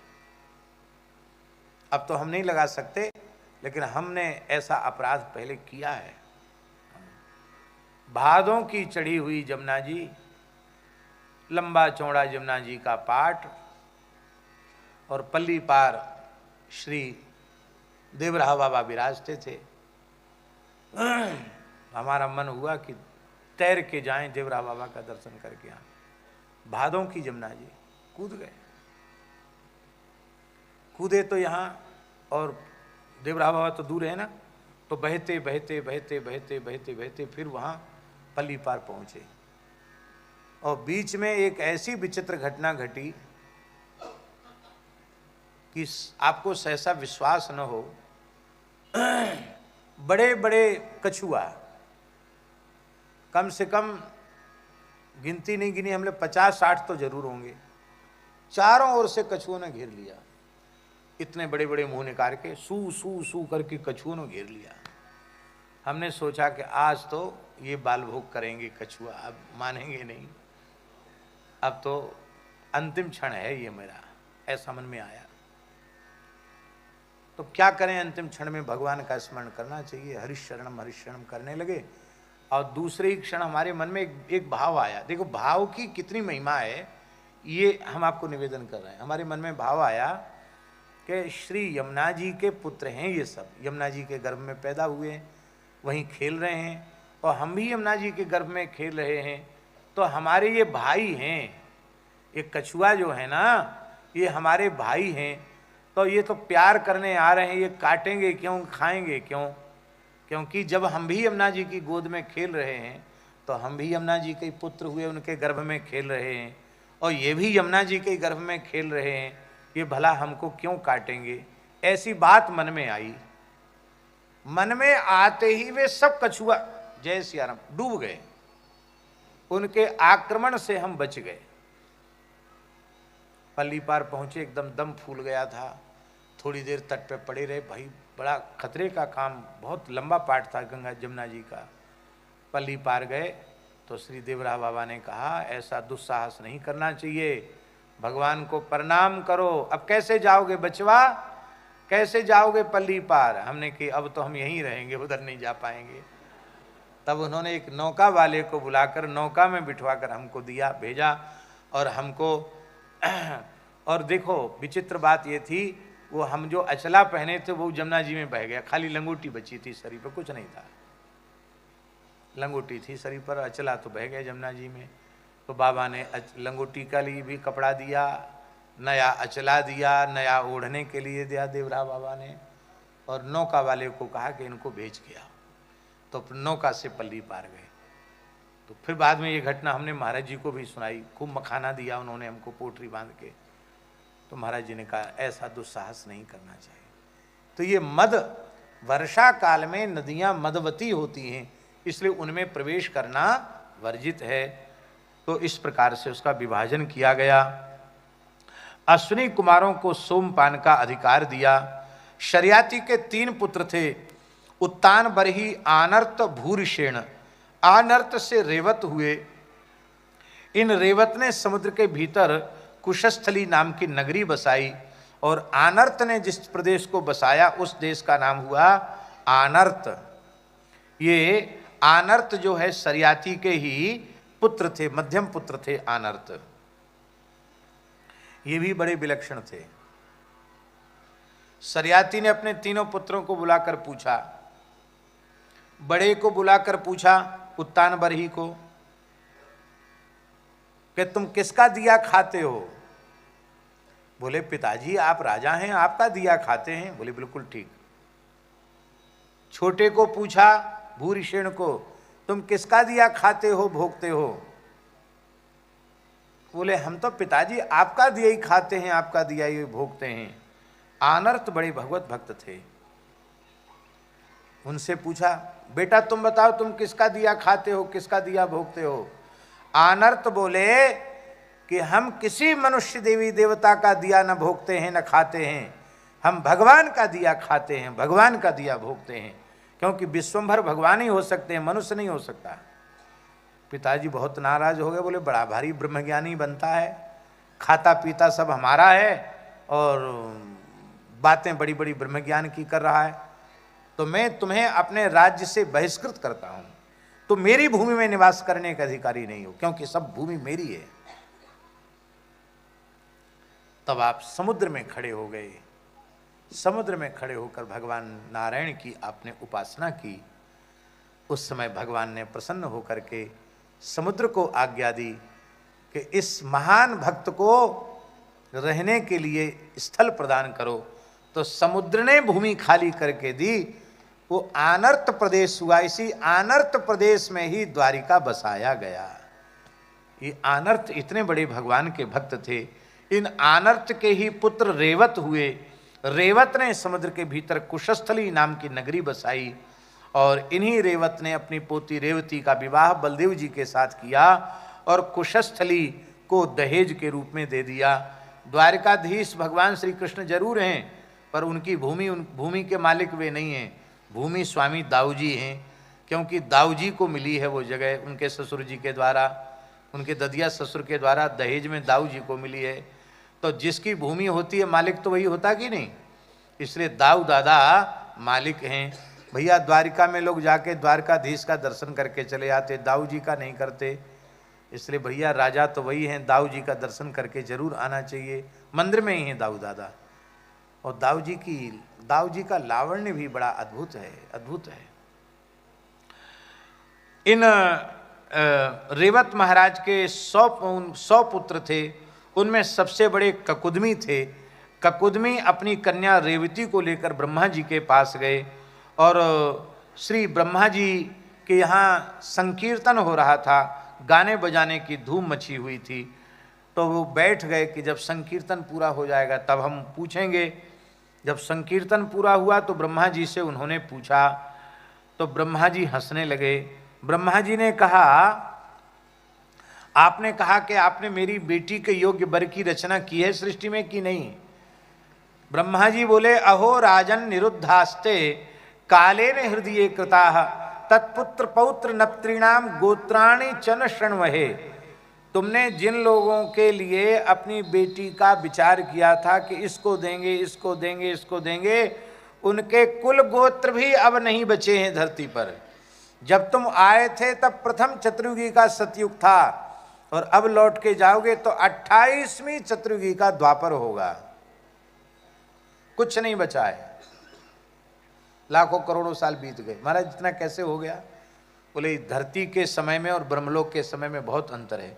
ब्रह्मा जी के एक दिन में चारों युग 1,000 बार व्यतीत हो जाते हैं।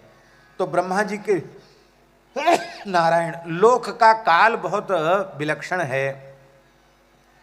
तब आपने कहा कि कोई बात नहीं, तुम धरती पर जाओ, तुम्हारी राजधानी भी कोई चिन्ह नहीं बचा है, पर भूमि तो जब तक तुम हो तब तक भूमि तुम्हारी, उस पर तो द्वारिका बस गई है। तुम भूमि दान कन्या के दहेज के रूप में कर देना और कन्या को दे करके आओ। श्री ककुदमी आए हैं और उन्होंने बलदेव जी के साथ बड़ी वैदिक विधि से श्री रेवती जी का विवाह कर दिया। बोलो रेवती रमण भगवान की जय। ब्रह्मा जी के चरणों को प्रणाम कर अपनी नगर में चले गए और ककुदमी ने अपनी पुत्री बलराम जी को सौंप दी और स्वयं तपस्या करने के लिए बद्रिकाश्रम चले गए और वहीं उन्होंने तप करके मोक्ष को प्राप्त किया। बोलो भक्तवत्सल भगवान की। विष्णु पुराण में लिखा है बलदेव जी थे 28वीं चतुर्युगी के द्वापर के और रेवती जी थी सतयुग की, तो कद में खूब अंतर था। सतयुग के लोग बहुत ऊंचे होते थे, क्रमशः कद नीचा होता चला जाता है। तो बलदेव जी इतने छोटे थे रेवती जी से कि रेवती जी से बात करना होती तो ऐसे बात कहती, मुड़ उठाएगी और वे ऊपर से ही देख के कहती कहो जी कैसे हो। द्वारिका की स्त्रियां हास परिहास करती, ऐसी जोड़ी न भूतो न भविष्यति। इतनी लंबी पत्नी, इतने छोटे दुल्हा। दाऊ जी ने देखा हमारी तो बड़ी हंसी है रही है। दाऊ जी ने हल का स्मरण किया, उनका पार्षद है, नंद सुनंद पार्षद ही अलमुसल हैं। हल का स्मरण किया और हल रेवती जी के यहाँ कंधे में गर्दन में लगाया। भाई एक झटका लगाया, एक झटका लगाती रेवती जी कंधे के बराबर हो गई। बोलो भक्तवत्सल भगवान की जय।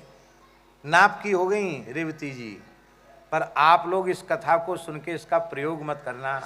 हाँ, कि लंबी देवी हो तो कहो दाऊ जी ने झटका लगा के उनको छोटा कर दिया और छोटी हो तो उनको खींच तान के लंबा कर दो, ये संभव नहीं है।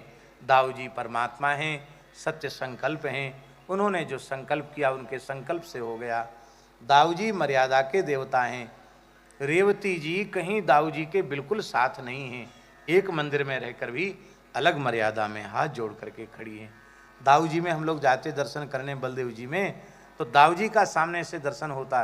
रेवती का जब इस द्वार पर आते हैं तब रेवती जी भी दिखाई पड़ती हैं, कोने में रेवती जी खड़ी हैं, हाथ जोड़ करके भगवान बलदेव जी का स्तवन कर रही है। वहां लिखा है एक दोहा बलदेव जी में, दाऊ दाऊ सब कहे मैया कहे न कोय, दाऊ के दरबार में मैया कहे सोए। इसलिए कोई काम की अर्जी लगानी हो तो पहले रेवती जी से प्रार्थना करनी पड़ती है, तो दाऊ जी के दरबार में उसकी अर्जी पक्की हो जाती है। बोलो रेवती मैया की जय। इस प्रकार से यह अध्याय पूरा हुआ। यहाँ तक पहुँचना था इसलिए हमने थोड़ा सा समय लगाया।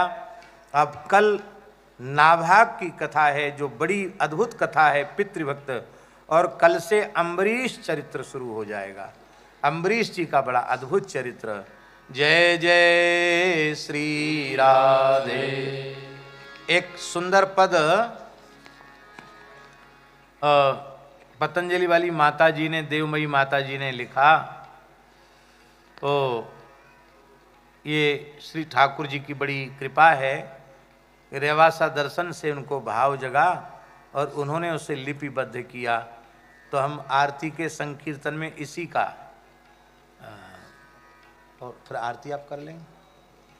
सिया राम सखियन संग खेले, सिया राम सखियन संग खेले, सिया राम सखियन संग खेले, सिया राम सखियन संग खेले, नित्य विहार रस रास अनुपम, नित्य विहार रस रास अनुपम, सिय मन रंजनी मेले मेले, सिय मन रंजनी मेले मेले, सिय राम सखियन संग खेले, सिय राम सखियन संग खेले, मधुर हास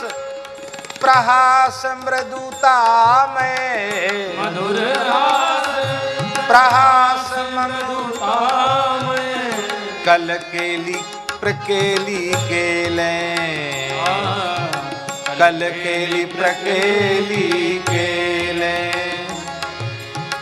सिय अनुग्रह नाथ जानकी, ये अनुग्रह नाथ जानकी। महापूरण रस केले, महापूरण रस, महापूरण प्रगटावे। सिय राम सखियन संग खेले, अग्र अली सिय अति दुलारी, अग्र अली सिय अति दुलारी। नव अलियन रंग रेले, नव अलियन रंग रेले। संतन धन सिय राम प्रेमामृत, संतन धन सिय राम प्रेमामृत। नित नूतन रस झेले, नित नूतन रस झेले। सिय राम सखियन संग खेले, सिय राम सखियन संग खेले। राधे कृष्ण कृष्ण कृष्ण राधे राधे, राधे कृष्ण कृष्ण कृष्ण राधे राधे। राधे श्याम श्याम श्याम राधे राधे। श्याम राधे श्याम श्याम श्याम राधे राधे। राधे कृष्ण कृष्ण कृष्ण राधे राधे, राधे कृष्ण कृष्ण कृष्ण राधे राधे। राधे श्याम श्याम श्याम राधे राधे। राधे श्याम श्याम श्याम राधे राधे। राधे कृष्ण कृष्ण कृष्ण राधे राधे, राधे श्याम श्याम श्याम राधे राधे। राधे कृष्ण कृष्ण कृष्ण राधे राधे। राधे श्याम श्याम श्याम राधे राधे। राधे कृष्ण कृष्ण कृष्ण राधे राधे राधे श्याम राधे श्याम श्याम श्याम राधे राधे। राधे कृष्ण कृष्ण कृष्ण कृष्ण राधे राधे श्याम राधे श्याम श्याम श्याम राधे राधे। जय जय श्री राधे।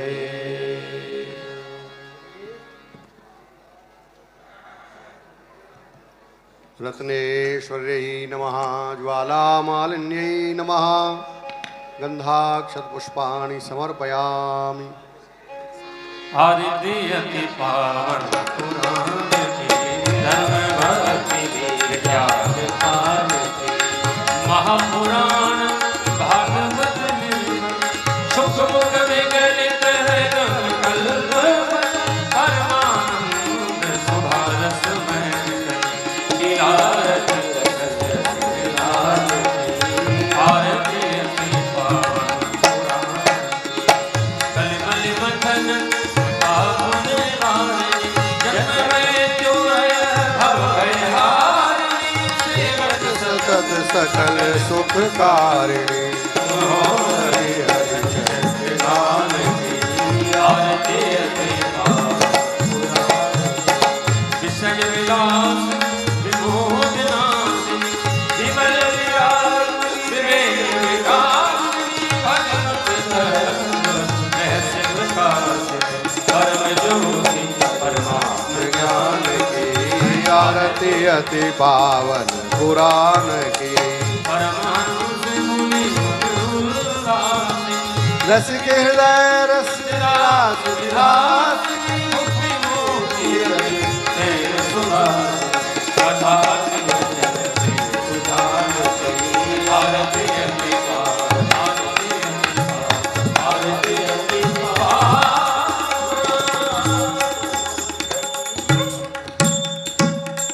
जलेन शीतलीकरणं पुष्पैः देवताभिवन्दनमस्ताभ्याम् आरोग्यार्थे स्वात्माभिवन्दनम्। पात्रमध्ये स्थितं तोयं भ्रामितं केशवोपरि अङ्गलग्नं मनुष्याणां सर्वं पापं विमोहति। आरार्तिग्रहणं हस्तौ वृक्षाल्हस्ते पुष्पाण्यादायो मन्त्रपुष्पाञ्जलिः। हरि ओम जजनेन यज्ञमयजन्त देवास्तानि धर्माणि प्रथमान्यासन्नो ते हनाकं महिमानः सजन्त यत्र पूरवे साध्याः सन्ति देवाः सेवन्तिका बकुलचम्पकपाटलाब्जै पुन्नागजातिकरवेलरसालपुष्पै बिल्वप्रवालतुलसीदलमञ्जरीभिः स्वां पूजयामि जगदीश्वर मे प्रसीद। नानासुगन्धिपुष्पाणि यथा कालोद्भवानि च पुष्पाञ्जलिर्मया दत्तो गृहाण परमेश्वरो सपरिकर श्रीपुराणपुरुषोत्तमाय नमः। चरणकमलेषु मन्त्रपुष्पाञ्जलिं समर्पयामि नमस्करोमि। वंशी विभूषितकरान्नवनीरदाभात् पीताम्बरादरुणबिम्बफलाधरोष्ठात् पूर्णेन्दुसुन्दरमुखादरविन्दनेत्रात् कृष्णात् परं किमपि तत्त्वमहं न जाने। बोलो वृंदावन बिहारी लाल की जय। श्री गिरिराज